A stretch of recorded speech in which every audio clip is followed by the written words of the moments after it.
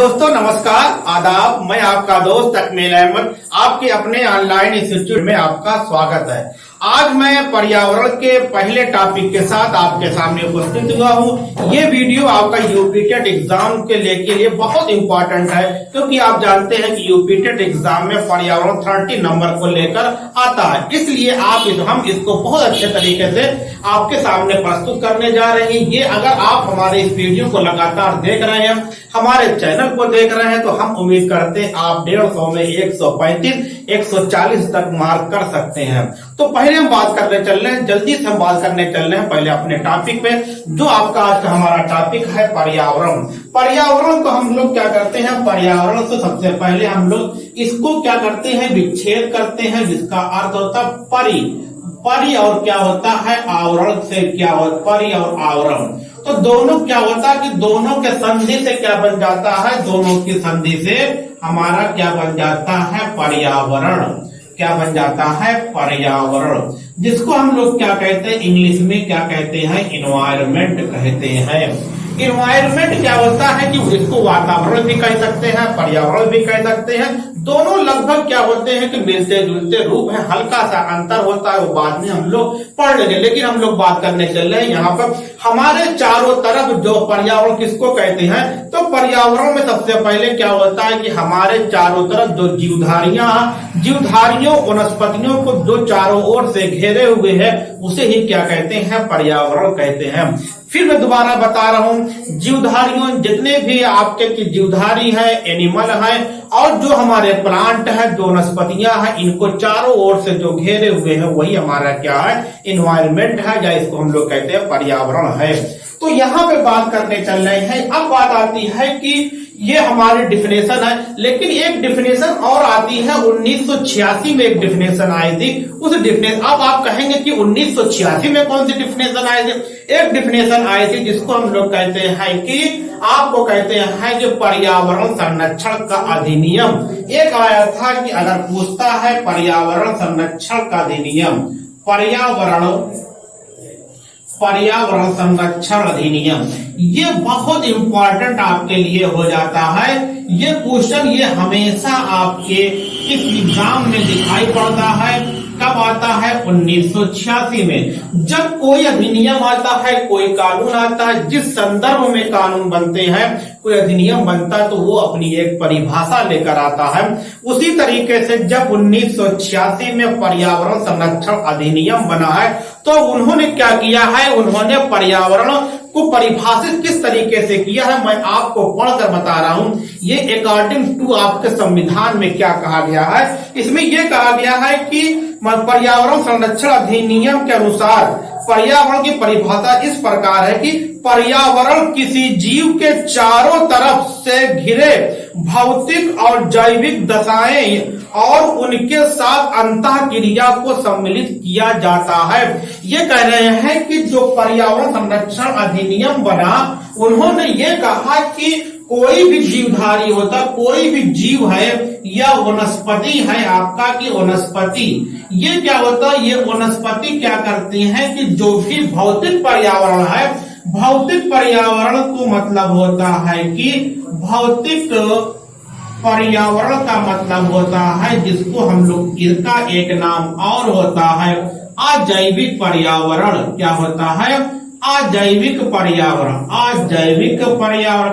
अब आप कहेंगे कि सर कि आप अजैविक पर्यावरण क्या है, तो अजैविक पर्यावरण में होता है आपका कि स्थल मंडल आता है, वायुमंडल आता है, और फिर क्या आता है कि आपका जल मंडल आते हैं। कहने का मतलब कि तो अब यहाँ पे हम लोग क्या इसको भी लिख दें, जिससे आपको समझने में आसानी हो जाए।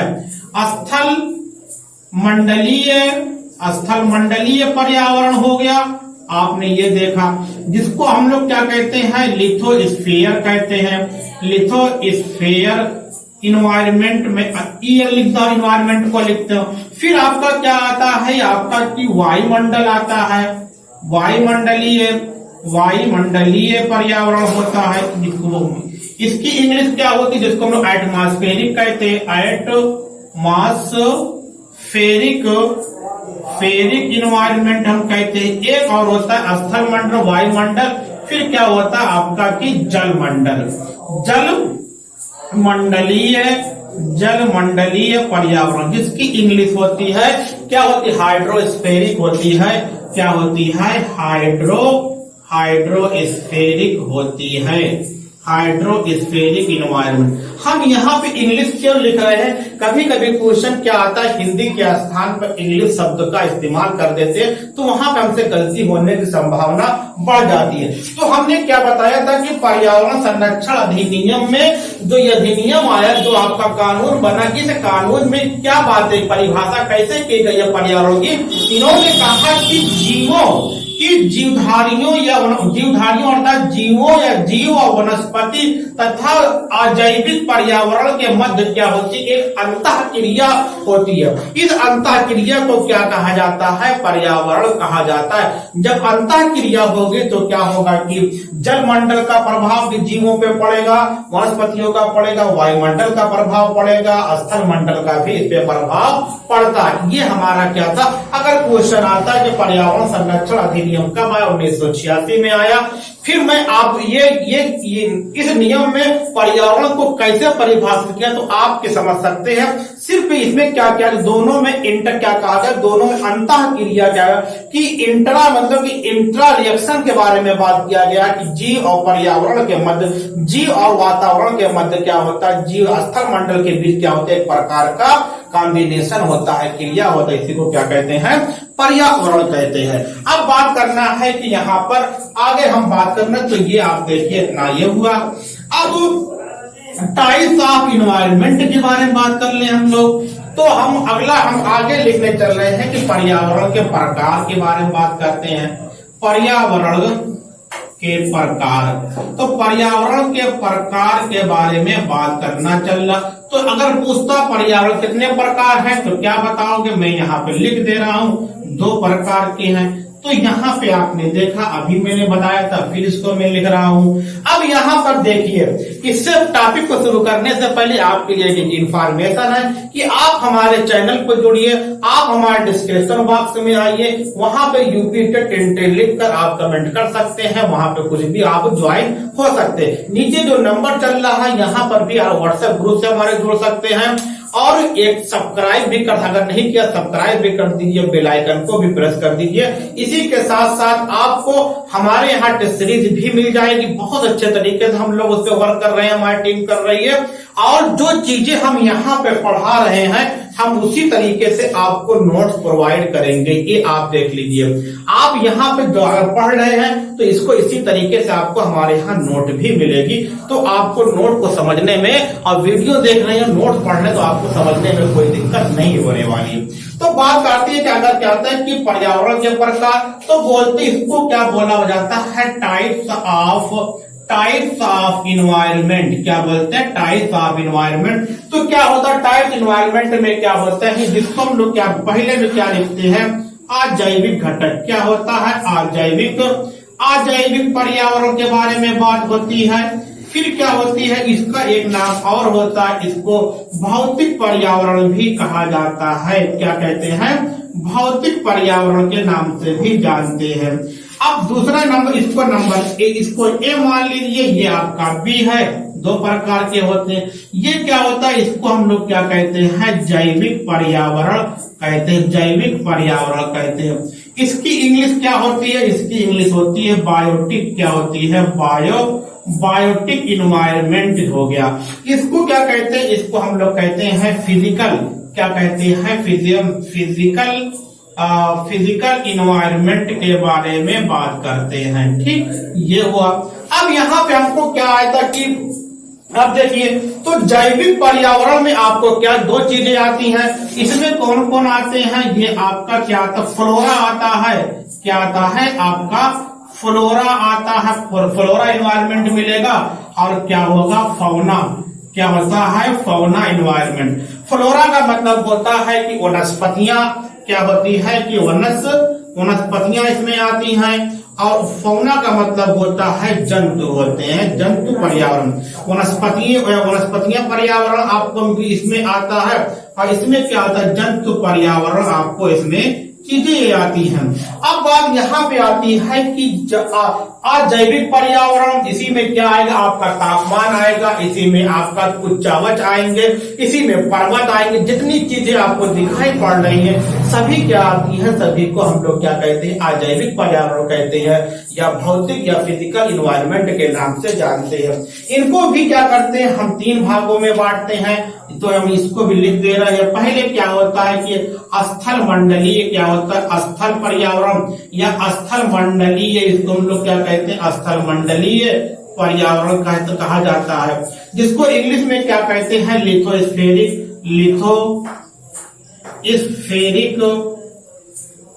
इन्वायरमेंट कहा जाता है।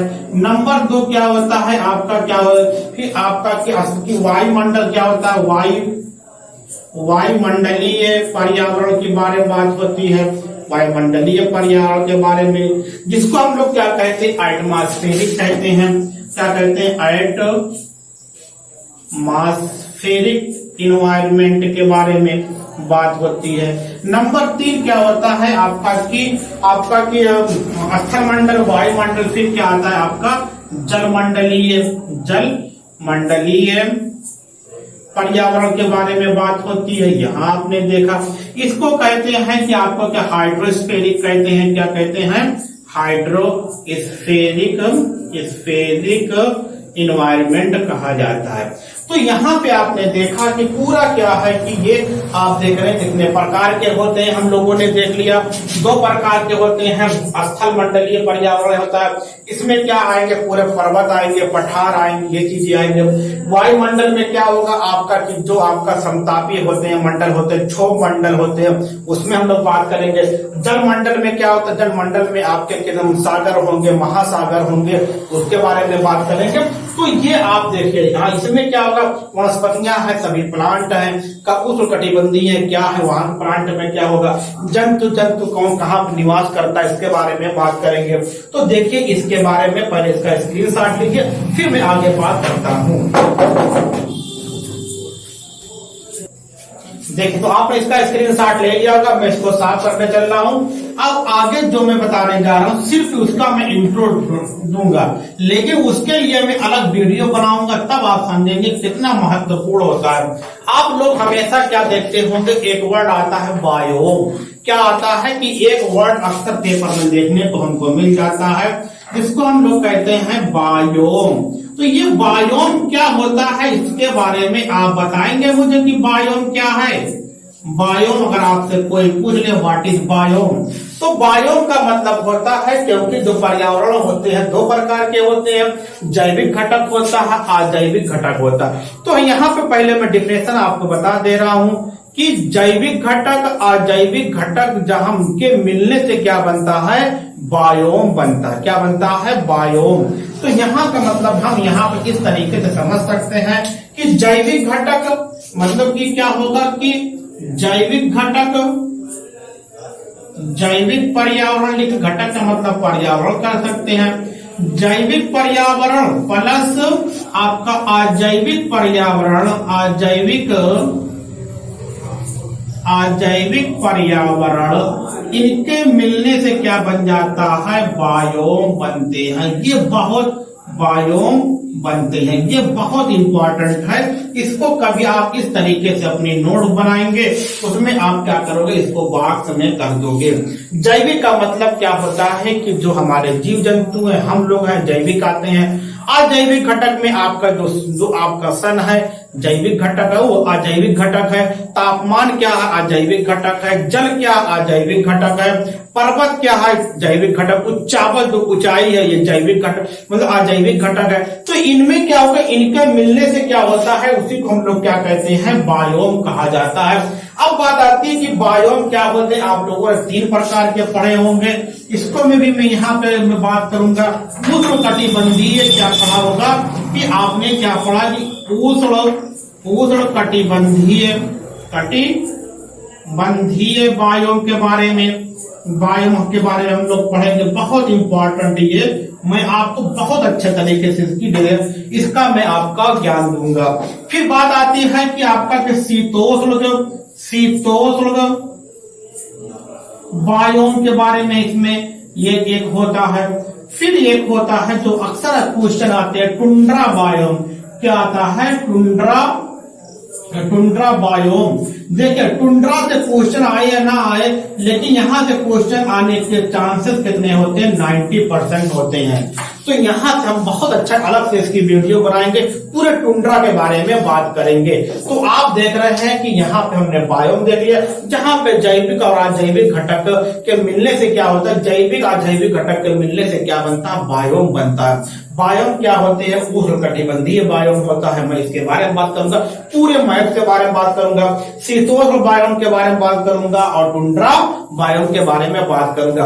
आप इसका स्क्रीनशॉट लीजिए, उसके बाद में आपको जो चीजें लिखाने जा रहा हूं वो आपको जरूर से जरूर आने वाले एग्जाम में है, इसका स्क्रीनशॉट लीजिए।